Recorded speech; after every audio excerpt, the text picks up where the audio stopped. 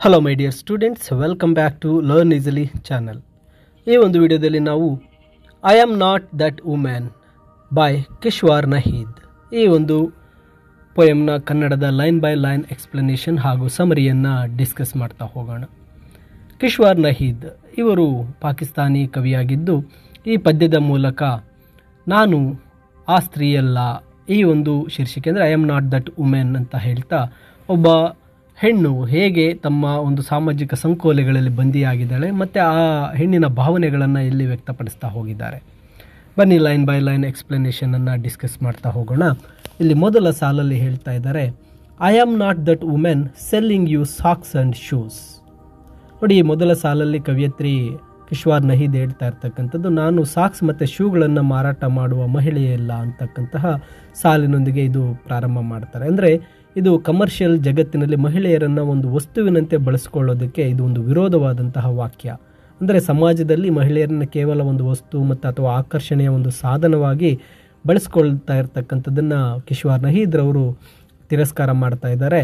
ಅವರು ಕೇವಲ ಬಾಹ್ಯ ಸೌಂದರ್ಯಕ್ಕೆ ಸೀಮಿತರಾದವರಲ್ಲ, ಅದಕ್ಕಿಂತ ಹೆಚ್ಚಿನದನ್ನು ಹೊಂದಿದ್ದಾರೆ ಅಂತ ಒತ್ತಿ ಹೇಳ್ತಾ ಇದ್ದಾರೆ. ಮುಂದಿನ ಸಾಲಲ್ಲಿ ಹೇಳ್ತಾ ಇದ್ದಾರೆ ನೋಡಿ, remember me I am the one you hid in your walls of stones while you roamed free as the breeze, not knowing that my voice cannot be smoothed by stones. ಅಂದರೆ ಈ ಸಾಲುಗಳಲ್ಲಿ ಹೇಳ್ತಾ ಇರ್ತಕ್ಕಂಥದ್ದು ನೀವು ನೆನಪಿನಲ್ಲಿಡಿ, I am not the one hid in your walls of stone. ಅಂದರೆ ನನ್ನನ್ನು ನೀವು ಕಲ್ಲಿನ ಗೋಡೆಗಳಿಂದ ಒಂದು ಅಡಗಿಸಿಟ್ಟಿರೋದನ್ನು ನೆನಪಿಟ್ಕೊಳ್ಳಿ. ಆದರೆ ನೀವು ಪುರುಷರು ಏನು ಮಾಡ್ತಾ ಇದ್ದೀರಾ, ಫ್ರೀಯಾಗಿ ರೋಮ್ ಆ್ಯಸ್ ಎ ಬ್ರೀಸ್, ಸ್ವತಂತ್ರವಾಗಿ ನೀವು ಓಡಾಡ್ತಾ ಇದ್ದೀರಾ.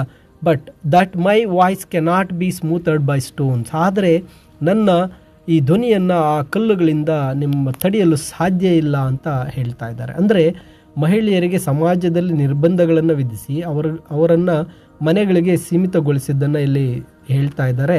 ಆದರೆ ಅವರ ಧ್ವನಿ, ಅವರ ಅಭಿಪ್ರಾಯಗಳನ್ನು ಆ ಗೋಡೆಗಳಿಂದ ಅಡಗಿಸಲು ಸಾಧ್ಯ ಇಲ್ಲ ಅಂತ ಹೇಳ್ತಾ ಇದ್ದಾರೆ. ಪುರುಷರು ಫ್ರೀಯಾಗಿ ಓಡಾಡ್ತಾ ಇದ್ದೀರಾ ಅಂತ ಹೇಳ್ತಾ ಮಹಿಳೆಯರ ಸ್ವಾತಂತ್ರ್ಯ ಮತ್ತು ಅಭಿವ್ಯಕ್ತಿ ಶಕ್ತಿಯನ್ನು ಇಲ್ಲಿ ಎತ್ತಿ ಹಿಡಿಯಲಾಗಿದೆ.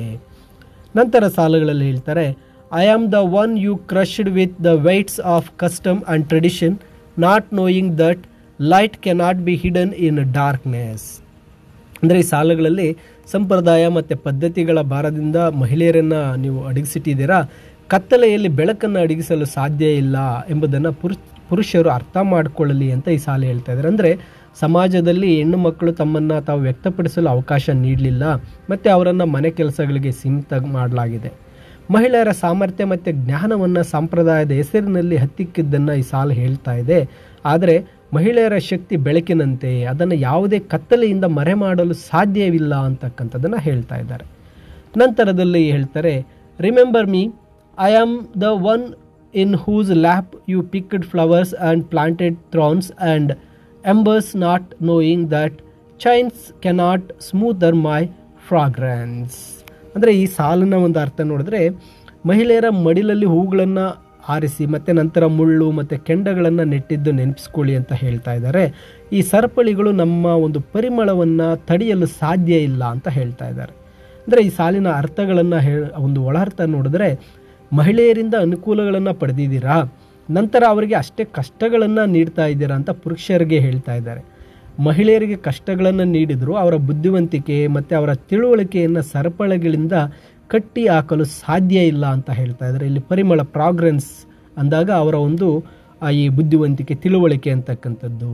ಅಂದರೆ ಅವರ ಅಸ್ತಿತ್ವ, ಅವರ ಸಾಮರ್ಥ್ಯ ಮತ್ತು ಅವರ ಸುವಾಸನೆಯನ್ನು ಯಾವುದೇ ಬಂಧನಗಳಿಂದ ನೀವು ಮರೆ ಮಾಡಲು ಸಾಧ್ಯ ಇಲ್ಲ ಅಂತ ಹೇಳ್ತಾ ಇದ್ದಾರೆ. ನಂತರದ ಸಾಲಲ್ಲಿ ಹೇಳ್ತಾರೆ, I am the women whom you bought and sold in the name of my own chastity, not knowing that I can walk on water when I am drowning. ಈ ಸಾಲಿನ ಅರ್ಥ ನೋಡಿದ್ರೆ, ನಾನು ಎಂತಹ ಮಹಿಳೆಯಪ್ಪ ಅಂದರೆ, ನೀವು ನನ್ನನ್ನು ಒಂದು ಚಾಸ್ಟಿಟಿ ಅಂದರೆ ಒಂದು ಪಾತಿವ್ರತ್ಯ ಅಂತಕ್ಕಂಥ ಹೆಸರಿನಲ್ಲಿ ಖರೀದಿ ಮಾಡಿ ಮಾರಾಟ ಮಾಡಿರ್ತಕ್ಕಂಥದ್ದನ್ನು ಹೇಳ್ತಾ ಇದ್ದಾರೆ. ತಾವು ನೀರಿನಲ್ಲಿ ಮುಳುಗಿದರೂ ಸಹ ಆ ನೀರಿನ ಮೇಲೆ ನಡೆಯುವಂತಹ ಒಂದು ಮಹಿಳೆ ಅನ್ನೋದು ನಿಮಗೆ ತಿಳಿದಿರಲಿ ಅಂತಕ್ಕಂಥದ್ದನ್ನ ಹೇಳ್ತಾ ಇದ್ದಾರೆ. ಅಂದರೆ ಮಹಿಳೆಯರನ್ನು ಕೇವಲ ವಸ್ತುವಿನಂತೆ ಪರಿಗಣಿಸಿ ಅವರನ್ನು ಒಂದು ಶುದ್ಧತೆ ಹೆಸರಿನಲ್ಲಿ ಅವರನ್ನು ವ್ಯಾಪಾರ ಮಾಡಿದ್ದನ್ನು ಇಲ್ಲಿ ಖಂಡಿಸ್ತಾ ಹೇಳ್ತಾ ಇದ್ದಾರೆ. ಮಹಿಳೆಯರು ತಮ್ಮ ಜೀವನದಲ್ಲಿ ಎದುರಾಗ್ತಕ್ಕಂತಹ ಸಮಸ್ಯೆಗಳು, ಸವಾಲುಗಳೊಂದಿಗೆ ಹೋರಾಡಿ ಮುನ್ನಡೆಯಬಲ್ಲರು ಅಂತಕ್ಕಂಥದ್ದು, ನಾವು ಆ ಮಹಿಳೆಯರು ಒಂದು ಅಸಾಧಾರಣ ಶಕ್ತಿ ಇಲ್ಲಿದೆ ಅಂತ ಈ ಸಾಲುಗಳ ಮೂಲಕ ಹೇಳ್ತಾ ಇದ್ದಾರೆ. ನೋಡಿ, when I can walk on water when I am drowning, ನಾನು ನೀರಿನ ಮೇಲೆ ನಡೆಯಬಲ್ಲೆ ನೀರಿನಲ್ಲಿ ನನ್ನ ಹಾಕಿದಾಗ ಅಂತ ಹೇಳ್ತಾ ಇದ್ದಾರೆ. ನಂತರ ಸಾಲಲ್ಲಿ ಹೇಳ್ತಾರೆ, I am the one you married off to get rid of a burden not knowing that a nation of captive minds cannot be free. ಈ ಸಾಲಲ್ಲಿ ಹೇಳ್ತಾ ಇದ್ದಾರೆ, ನನ್ನನ್ನು ನೀವು ಮದುವೆ ಹಾಕಿದ್ದೀರ ಅಂದರೆ ಇಲ್ಲಿ ಮದುವೆ ಮಾಡಿಕೊಂಡು ಒಂದು ಗುಲಾಮರ ಸ್ಥಿತಿಗೆ ನಮ್ಮನ್ನು ಕರ್ಕೊಂಡು ಬಂದಿದ್ದೀರಾ, ಆದರೆ ಈ ಗುಲಾಮ ಮನಸ್ಸಿನ ರಾಷ್ಟ್ರವು ಸ್ವತಂತ್ರವಾಗಲು ಸಾಧ್ಯ ಇಲ್ಲ ಎಂಬುದನ್ನು ಇಲ್ಲಿ ಪುರುಷರು ಅರ್ಥ ಮಾಡ್ಕೋಬೇಕು ಅಂತ ಹೇಳ್ತಾ ಇದ್ದಾರೆ. ಮಹಿಳೆಯರನ್ನು ಕೇವಲ ಹೊರೆಯಂತೆ ಪರಿಗಣಿಸಿ ಅವರನ್ನು ಬೇರೆಯವರಿಗೆ ಮದುವೆ ಮಾಡಿಕೊಳ್ತಾ ಇದ್ದಾರೆ. ಇದು ಕೇವಲ ಮಹಿಳೆಯರಿಗೆ ಮಾತ್ರವಲ್ಲದೆ ಇಡೀ ಸಮಾಜದ ಚಿಂತನೆಗೆ ಅಡ್ಡಿಯಾಗಿದೆ. ಈ ಕಿರಿದಾದ ಮನಸ್ಸಿನಿಂದ ಮಹಿಳೆಯರನ್ನು ಹೊರೆ ಅಂತ ಪರಿಗಣಿಸ್ತಾ ಇದ್ದೀರಾ. ಈ ಒಂದು ಹೊರೆ, ಈ ಮಹಿಳೆಯರನ್ನು ಈ ರೀತಿ ನೋಡ್ತಕ್ಕಂಥದ್ದು ಒಂದು ರಾಷ್ಟ್ರವು ಫ್ರೀ ಆಗೋದಕ್ಕೆ ಅಥವಾ ಮುಕ್ತವಾಗೋದಕ್ಕೆ ಸಾಧ್ಯ ಇಲ್ಲ ಅಂತಕ್ಕಂಥದ್ದನ್ನು ಹೇಳ್ತಾರೆ.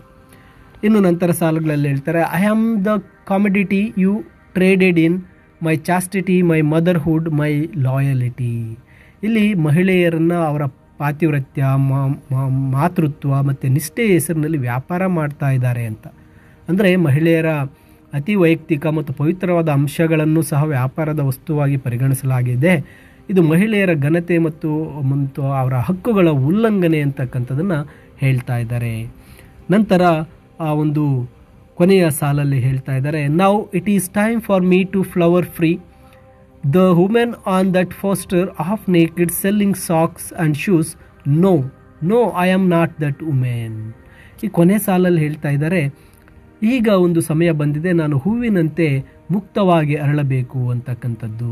ಇಲ್ಲಿ ಅರ್ಧನಗ್ನ ಅಥವಾ ಅಂದರೆ ಶೂ ಸಾಕ್ಸ್ಗಳನ್ನು ಮಾರಾಟ ಮಾಡುವ ಪೋಸ್ಟರ್ನಲ್ಲಿರುವ ಮಹಿಳೆ ನಾನಲ್ಲ, ಅಂದರೆ ಆ ಶೂ ಸಾಕ್ಸನ್ನು ಮಾರಾಟ ಮಾಡ್ತಕ್ಕಂಥ ಪೋಸ್ಟರ್ನಲ್ಲಿರ್ತಕ್ಕಂಥ ಮಹಿಳೆ ನಾನಲ್ಲ ಅಂತ ಕವಿತ್ರಿ ಹೇಳ್ತಾ ಇದ್ದಾರೆ.